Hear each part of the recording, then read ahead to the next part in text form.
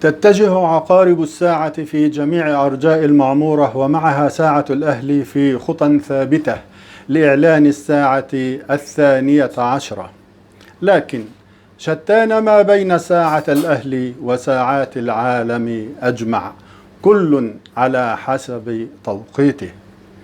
ساعات العالم تعلن كما أعلنت وستظل تفعل عبر مئات السنين عن دخول الساعة 12 لتأذن بميلاد يوم جديد.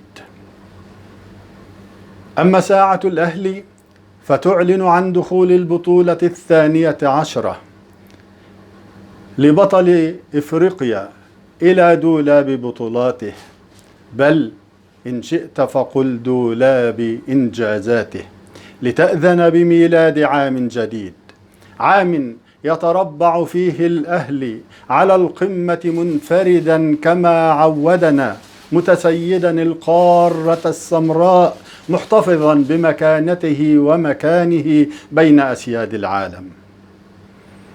وما زال الأهلي يسطر التاريخ الذي خطط له عقل ماكر ودبر، وكتبته أقدام رجالات لا يعرفون إلا أن يعتلوا القمة ويحتلوا المركز الأول الذي أصبح حكرا لهم دون سواهم.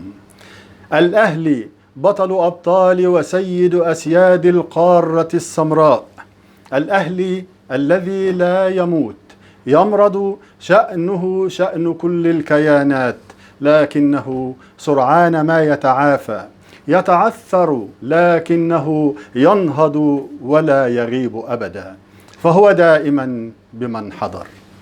لن نتكلم الليلة عن متعة الآداء ولا عن روعة التنظيم، لن نتكلم عن السحر ولا عن الجمال، فقط سنحتفل بالنصر، النصر الذي أسعد الملايين في مصر وفي شتى بلاد الدنيا، وسنرجئ هذا كله إلى الغد إن شاء الله.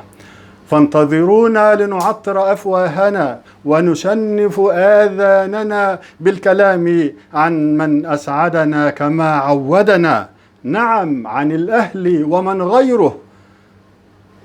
فضلا وليس أمرا شاركوا الفيديو على صفحاتكم لنتشارك الفرحة معا، واشتركوا بالقناة دعما لنا أيها الأهلوية الأبطال.